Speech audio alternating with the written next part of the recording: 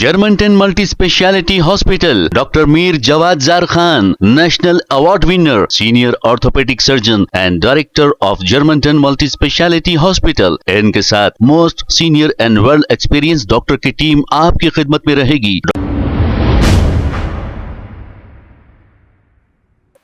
अस्सलाम वालेकुम नाजरीन, 7H न्यूज सच को रखे आपके आगे।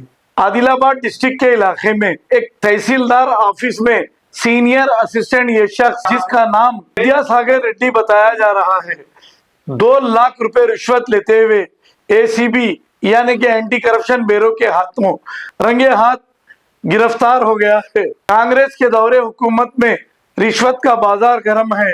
तकरीबन सरकारी महकमों में बगैर रिश्वत लिए के कोई काम नहीं हो रहा है।